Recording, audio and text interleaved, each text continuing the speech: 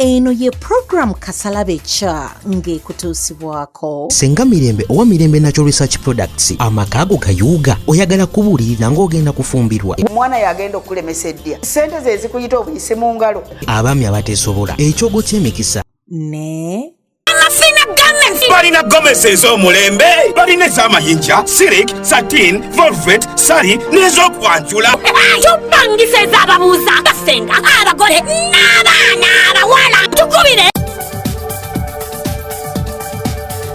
mbalamusizzaako mwenna abali mu bitundu ebyenjawulo abali mu nsi ez'enjawulo abali mu diaspora mwenna abawagidde Bukedde TV ku platforms ez'enjawulo nammwe ababeerako online nga mutuwagira nammwe ate abatuwa ebirango adverts okuva we twatandikira paka kati muganda wange maama wange senga wange mwenna nga saawudde mwebale tuwagira mwebale tubeezaawo kubanga ebirango byammwe bye bitubeezaawo okulaba nti nno station eno etambula n'esigala ng'eri ku mulamwa paka kati n'oginyumirwa naye nga bagamba nti nno nga mwenda Friday eno tugenda kubeera n'omusajja waffe bamuyita Aruna Mubiru ayina ekivvulu kigenda kubeera wali ku Serena ng'era gw'ayina akasenteko nga wategese engoye z'omuganda wange kyekiseera olageko naye nga essaawa zino nyinamu abagenyi ab'enjawulo bootalabangako emyaka gyonna bw'oba obadde obalaba eri naye kati wano bagenyi banjawulo nnyo ate bali special era bagenda kuba batuwulira ekintu ekyenjawulo lwaki bo basobodde okubeera kikye bali kwaniza ku Bukedde TV nange ndi musanyufu nnyo sokka weyanyulira eggwanga eri kulaba ku Bukedde TV mbalamusiza bannyabo ne basebo bampita Natasha Nyonyozi nva Kabale district ate ekirala ndi accountant era ndi business owner. Nga kirungi. Then amanya gange mwena abatulaba ku Bukedde TV. My name is Patra Nalunguza Ataliba, Miss Personality Uganda 2024-2025. Ngera ndi student Makerere University Business School. Kirungi. Omukyala Natasha. Wanje. Wetwali ku Sheraton. Ku lunaku olwo nakulabira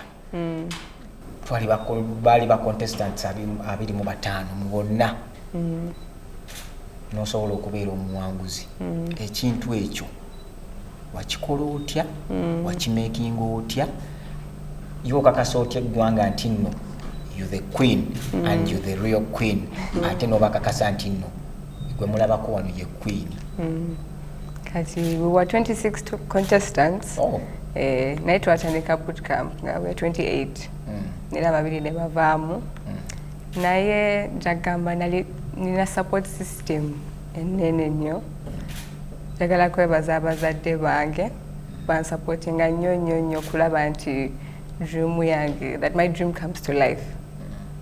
Nali nina basupporters bangi ba campaign manager nabo bakola omulimu omulungi sekirala nali nesiga Mukama nnyo ndi mulokole tera nsaba nnyo so nali nsaba nnyo mu biseera ebya bootcamp nera ku grand finale kyenasooka kumakya okukola kusaba olunaku ne nduteeka mu mikono gya Mukama ne mugamba munnange omanye ekirooto kyange era gwagenda obikola byonna so byagenda bwe batyo. Okay.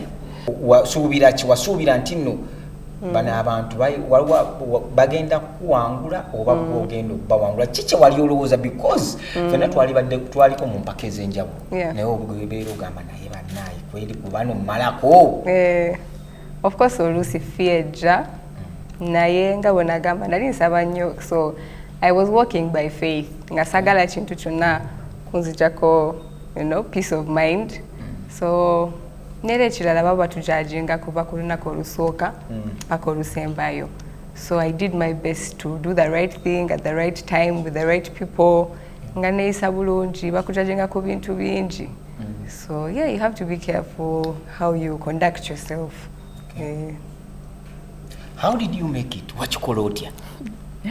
Mene Mukama nga queen waffe wagambye mu Miss Uganda tosamalako nga toyina Mukama. Okay. Ya competition ya maanyi ate abawala bonna balungi tebalina amagezi. So Miss Personality yaba atya akola ki kiki kyatuzanyira mu gundi kintu kya Miss Uganda gwe nga gwe okufuuka Miss Personality kijja kiti abasinziira ku ki? Miss Personality aba akola byonna okujjako title ye ne first runner ne second runner naye mu talent ngwayo congeniality ngwayo kwegamba am generally wonna kubanga okubeera Miss Personality olina okubeera n'empisa nga buli wamu yothanga fesi yo buli wamu bagirabaawo nga tebasobola kuwa talent tebasobola kuwa gundi naye nga basobola kuwa personality. So my personality was outstanding. Natasha, kiki ekikwawula ku bantu bonna be wali nabo ku runway n'ogamba nti nekituufu nze ekyanjawula ku bantu bano ekyanjawudde ku bantu be nabadde nabo kyekino? Kati nja tandika kugamba nze yali president ya Miss Uganda class. Kati ekyo ba contestant be bakulonda. So nali sagala nakikola of course kubanga manyi kijja ne responsibility nyingi. Ngamba akankite ne bakono bange ne bagamba genda tujja kuvotinga. So era negenda ne bavotingira, so it was me who was the president. Kati ndowooza of course okubeera mu leadership role eyo kyanyamba nnyo kubanga nali nino connectinga n'abawala bonna nga mbayambako emotionally, physically, kyonna kye beetaaga nga bonna bakwano bange. Nalaba nti bonna bakwano bange nga bonna mbaagala nnyo, so tulina sisterhood. Era all the contestants become your sisters up to this day bakyali ba sister bange. So nali nkiraba nnyo nti baagala nnyo nga nabo banjagala, so ndowooza kyekyo kyanyamba nnyo okufuna leadership role eyo. Ndowooza ne Miss Uganda nekindabamu nti onasobola kukwasaganya bulungi. So kyekyo naye besides that still waliwo ebirala byebatunuulira okujjako ekya leadership. Weconducting otya, obalala obayisa batya, bingi si leadership yokka. Owulira otya? Sokombere, how do you feel? Owulira otya ng'olaba abantu bakuyayaanira, abantu bonna wetuyise bonna, people are like wow. Mbulira embeera eyo. How do you feel? Owulira otya? Of course nawulira bulungi. You know, it's such an honor to be in this position, and I'm grateful to God very, very much. In that very moment, nali simanyi, like I was not present. It took me a while to take it in, but I think even during the whole grand finale, bazadde bange nali mbala mu audience era nga buli wenzija nga banteeka Natasha. So kyanyamba nnyo okulaba nti bambi bazadde bange tebali, family yange, bakwano bange bazze kumpagira. So it gave me that drive just to continue to do well. Okay. How did your parents bazadde bo bakureceiving batya after being crowned Miss Personality? Baniba bawulira batya balabira ddala ye bo waabwe oba okyuseemu kopya ey'enjawulo? Saakyuka. Of course nakyuka because when I Miss Uganda boot camp bankyusa empisa, the way I have to conduct myself. Nga sikyali oli yali abamuka, something like that. Ebintu nenkyusa because bazadde bange nze bali main support. Nalina abawagizi baali basatu mu audience. Nalina basatu. Mama wange, tata wange ne mukwano gwange. Singa wampita nange nenkweda kakaawo weza amaanyi. So nalisaana balaba mu audience. Kubanga abana balina abantu nga babatimbye ebipande. Otunuulira ku Miss Uganda competition eza 2023-2024 ne zino kiki ekyenjawulo kyolabyemu ntegeka paka ku grand finale wali ku Sheraton yawe batutikiridde etuvulumule emmotoka? Ekisooka ndowooza fa abasoose okugenda ku Mombasa for beach beauty competition.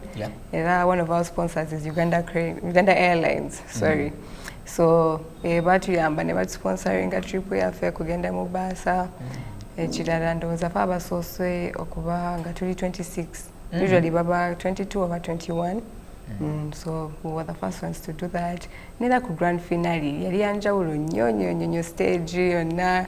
Ebintu bingi ne bootcamp yaffe enju yaffe twali tulina swimming pool nga tuuga kirala basponsor baffe ba you home batuwa fridge microwave washing machine nga tetwoza ku bootcamp wangi mama sawa yakuddayo so kyanjawulo gwe kyewalabayo nga Miss Personality n'ogamba wow this has been very different okusinziira ku ziri empaka ezaaliwo I think ekyaffe kiri massive ekyaffe kibadde kyanjawulo that fe abasooka era ogende mu Mbaasa gwe muludi gwange gwasooka olinnyo ennyonyi era nebaza Miss Uganda Foundation beebale kuba abasinga batutumudde ebitone byaffe n'ebirooto byaffe oli abadde alinaffe abadde atufuga abadde atambuza projekiti eza Uganda akitadde akikuwadde akuwadde engule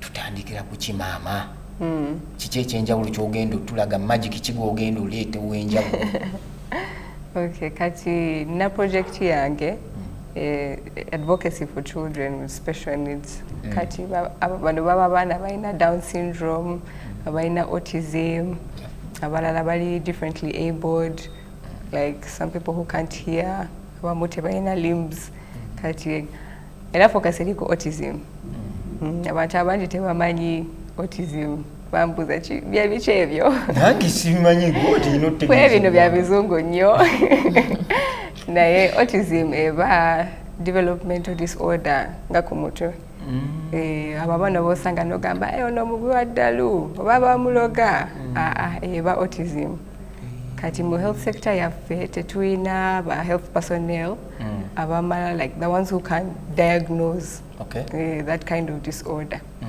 so nakiraba nga of course olaba omwana oyo abantu bagamba bamuloga baki nga tebagala associatinga naye so waliwo discrimination so nakiraba nnyo ku muto wange brother wange muto bamudiagnosing ne autism so waliwo different types of autism like nga ttaano naye ye eri verbal specifically verbal autism tasobola kwogera like talina verbal words so it becomes hard for him to communicate with other people to share kyekiri ku mutima gwe era bwena kirabirawo n'okulaba nti society eba including nnyo nkoba wa job opportunities nekiramba njagala baskillinga bafuneko kyebakola then so that they're able to financially support themselves era zenga business owner banjagala abalala kola ki bafune business zaabo beyambe naye saabo bokka abawala like other youth. The main issue in Uganda is unemployment.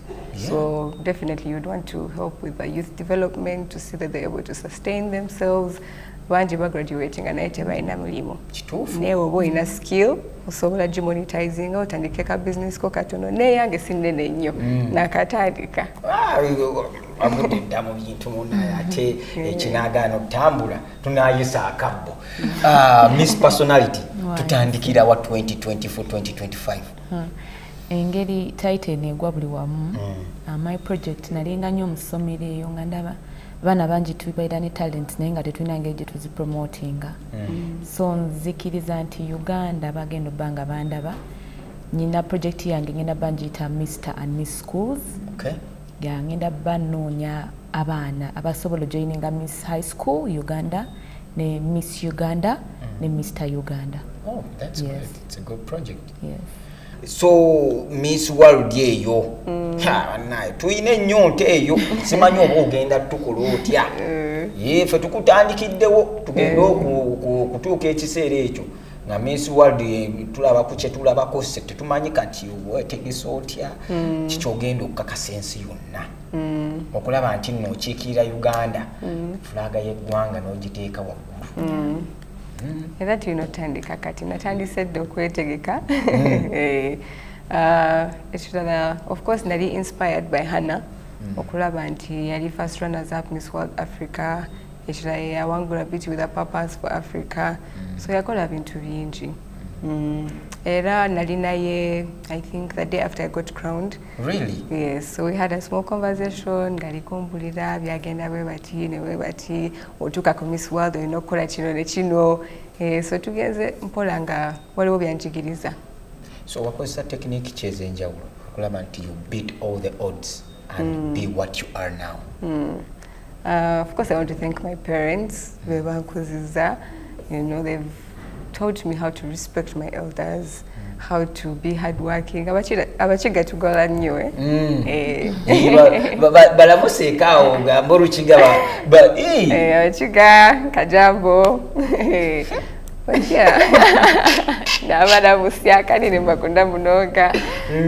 but I want to thank my parents very much. They've instilled a lot of discipline in me. Era when najja ku boot camp najja n'ebyo bintu zi qualities ezo zonna. Respecting the elders. Nga bwe nagambye buli omu namufuuka mukwano gwange. Buli omu yafuuka mukwano gwo. Buli omu yafuuka mukwano gwange.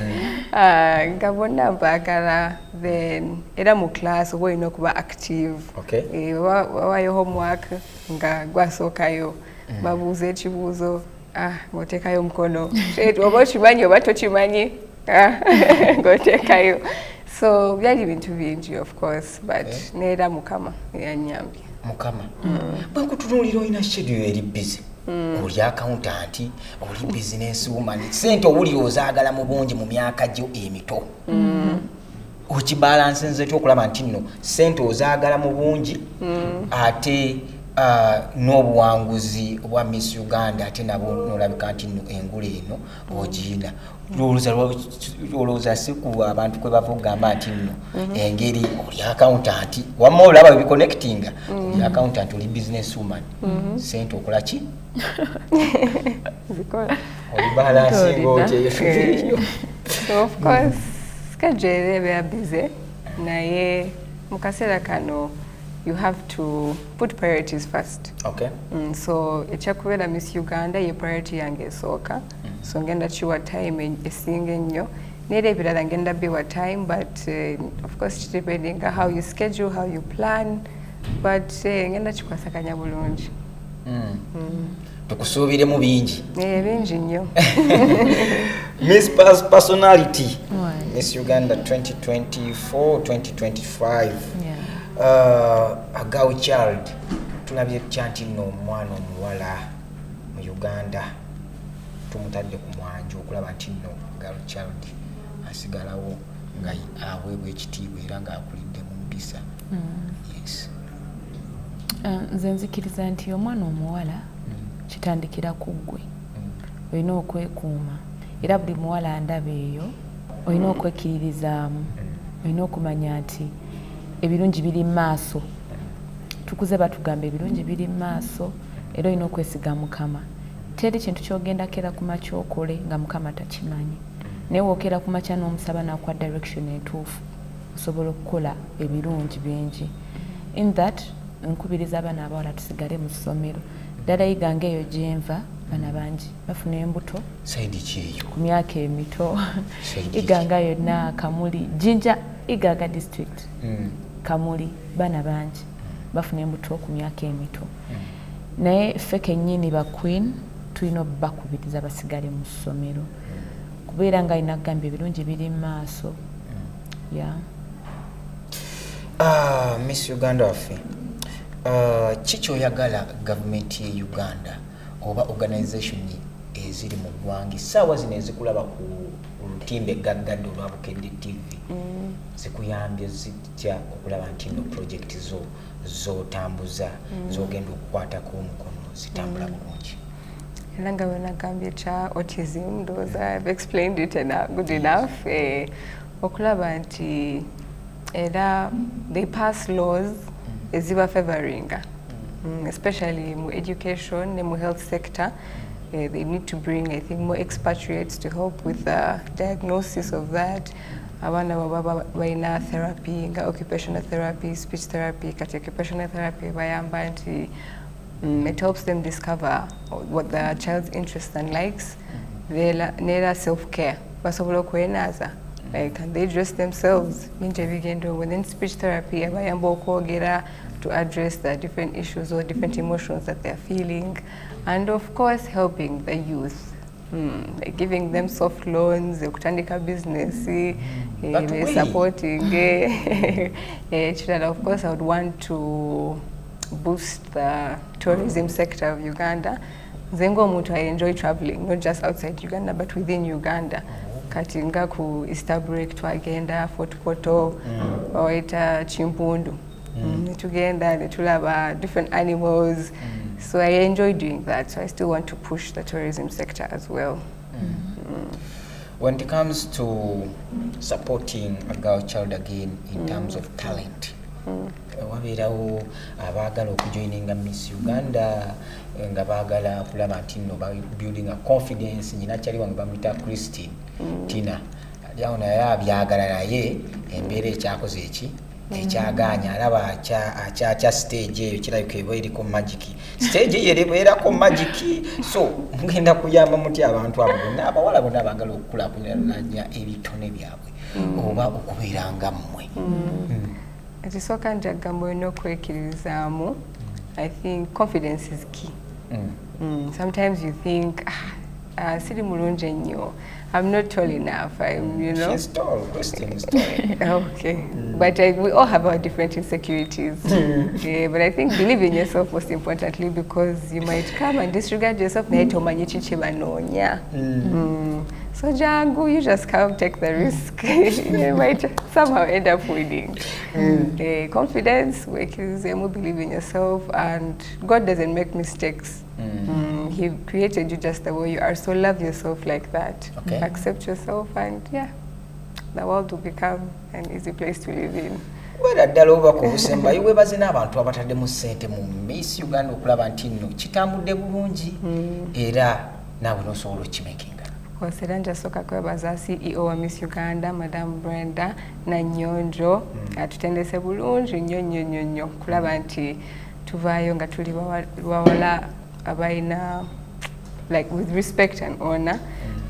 So many girls come to the pageant ga tewali kyebamanyi, like me mbadde sisobola, like it was very hard for me okukola public speaking naye navaayo nga sobola kikola. Era ku talent night nali MC ne Patra twakola obwa MC, so ovaayo nga waliwo bingi byoyize. So I'd like to thank Miss Uganda for that. My parents, thank you so much for loving me, for pushing the dream and seeing that it has come to pass. For supporter the whole of Uganda. Thank you so much. I said Team West Yoka. Nali ninabawagiza baba North, East. Hey. So the whole of Uganda has played a big part, a big role. So mweba de nyo. Mukama abempere mukisa. Mwebale munogo kunkunda. Nitukukunda munonga. Rukunde gumeho. Rukunde gumeho abantu bembarara nimba kunda munonga abantu ba TV West Santana. Na kuelezo bakabwanje wabuhura. Miss Personality, your last message obako obusembayo tulabeke ntino studio tujivaamu tujirekere na babalala bakese. Kituufu. Abalabi ba Bukedde TV mwebale kutwagala, mwebale kwagala Miss Uganda Foundation ne danso njagala okubajjukiza nti amasomero agagala okuneegattako okututumula ebitone by'abaana, because this project is going to be big. Miss and Mr. Schools tuukirira Miss Uganda Foundation ngenda beerawo twagala abaana tubatutumula ebitone n'abasoga mwena mbenda ino era ne Uganda yonna mwebale kunsupportinga, mama wange ne tatange mbaagala nnyo. Nisomero gye nasomera, thank you so much for supporting me no matter what mubaddeo. So I'm bringing the sash back to my school and back to my communities. Nako lwaleero mbadde ne bakwini kati sawa zino bebafuga eggwanga lyonna n'olwekyo tubasabire Mukama Katonda abasizeemu obwangu abawe n'obusobozi okulaba nti nno emirimu gyabwe gitambula bulungi ate buli kimu kibatambulire bulungi. Eno ye program Kasalabe Cha ng'ekutuusibwako Senga Mirembe owa Mirembe Natural Research Products amakaago gayuuga oyagala kubuulirira ng'ogenda kufumbirwa omwana yagenda okulemesa eddya ssente ze zikuyita obuyise mu ngalo abaami abateesobola ekyogo ky'emikisa ne balina gomesi ez'omulembe balina ez'amayinja sirik satin volvet sali n'ez'okwanjula tupangise ez'ababuuza basenga abagole n'abaana abawala tukubire